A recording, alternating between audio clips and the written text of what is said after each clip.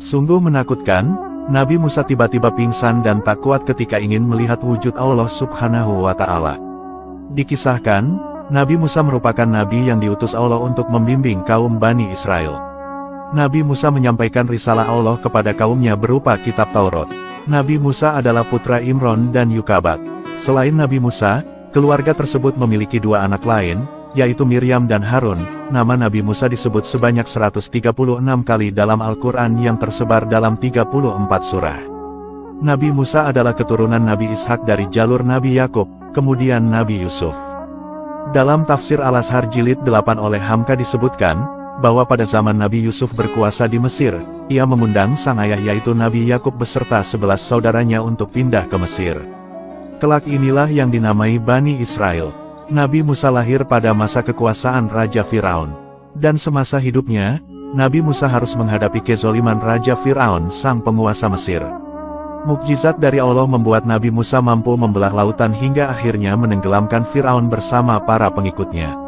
Setelah semua kejadian dihadapi Nabi Musa, beliau pernah berdoa kepada Allah untuk menampakkan dirinya. Namun setelah itu, kejadian dahsyat dialami Nabi Musa ketika Allah merespon doanya. Dalam Al-Quran Surat Al-A'raf dijelaskan, pernah suatu ketika Nabi Musa meninggalkan kaumnya, dan meminta saudaranya yakni Nabi Harun untuk memimpin Bani Israel. Nabi Musa kemudian naik ke sebuah gunung yang bernama Gunung Sinai. Setelah menyempurnakan 40 hari 40 malam dengan berpuasa dan beribadah di gunung tersebut, Allah kemudian berfirman dan menurunkan kitab Taurat kepada beliau. Dan tatkala Musa datang untuk munajat dengan kami pada waktu yang telah kami tentukan, dan Tuhannya telah berfirman langsung kepadanya, bertanyalah Musa, ya Tuhanku, tampakkanlah dirimu kepadaku agar aku dapat melihat kepada engkau. Quran Surat Al-A'raf ayat 143. Peristiwa itu tentunya di luar nalar. Pemandangan ini layaknya hubungan sebutir debu yang terbatas fana dengan wujud Zat yang Maha Penguasa dan Pencipta yang abadi tanpa perantara.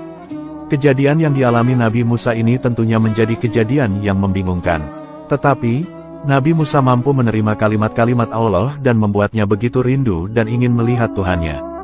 Kerinduan Nabi Musa alaihissalam kepada Allah Subhanahu wa Ta'ala, lantas membuatnya lupa akan siapa dirinya. Ia meminta sesuatu yang tidak seharusnya dilakukan oleh manusia di muka bumi. Nabi Musa meminta penglihatan agung dan ingin mengetahui Allah Subhanahu wa Ta'ala, didorong juga oleh kesamaan rindunya dan gejolak cintanya terhadap Allah. Namun, Allah kemudian menjelaskan, bahwa Nabi Musa tidak akan bisa melihat Allah karena pasti ia tidak akan mampu memandangnya. Allah kemudian menjadikan sebuah gunung. Allah kemudian berfirman kepada Nabi Musa, engkau sekali-kali tidak akan mampu melihatku. Tetapi, arahkanlah pandanganmu ke gunung itu. Maka jika ia tetap pada tempatnya, niscaya engkau dapat melihatku. Quran Surat Al-A'raf ayat 143. Gunung tersebut tampak begitu kokoh berdiri dan lebih kecil keterpengaruhan dan responnya daripada manusia. Allah lalu memberikan testimoni kepada gunung yang besar dan kokoh itu. Apabila saat Allah menampakkan diri kepada gunung itu dan gunung itu masih berdiri kokoh, maka tentunya Nabi Musa bisa melihat Allah dengan matanya. Lantas, bagaimana bentuk penampakan Allah itu? Dalam hal ini tentunya manusia tidak bisa menyifati dan mengidentifikasinya. Hal ini karena tidak ada satupun yang berasal dari Rasul. Al-Quranul Karim sendiri juga tidak mengatakan apapun. Tetapi, apa gerangan yang terjadi ketika Allah menampakkan diri kepada gunung itu? Allah Subhanahu wa Ta'ala berfirman, tatkala Tuhannya menampakkan diri kepada gunung itu, dijadikannya gunung itu hancur luluh. Quran Surat Al-A'raf ayat 143. Kejadian itu sungguh luar biasa, di mana gunung tersebut kemudian hancur berantakan dan rata dengan tanah. Nabi Musa yang menyaksikan kehancuran gunung itu lantas tidak kuat dan langsung jatuh pingsan.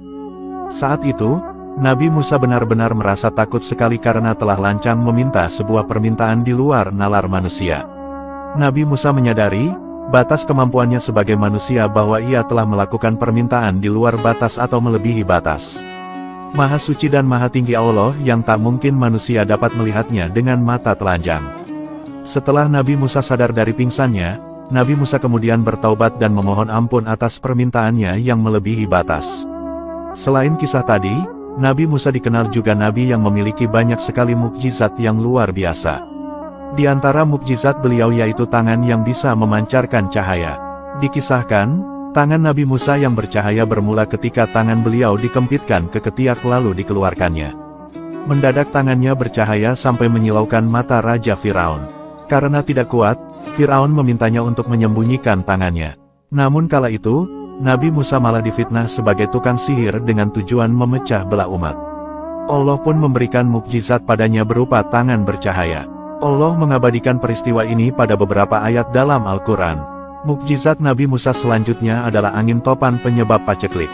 Dikisahkan, pada zaman Nabi Musa pernah terjadi paceklik panjang yang memicu kelaparan. Allah menurunkan angin topan yang memicu hal tersebut karena perbuatan Firaun yang sudah melampaui batas dalam menentangnya. Lalu, di saat badai itu berhenti, justru masyarakat kala itu kembali melalaikan Allah dan kembali menjadi sombong lagi.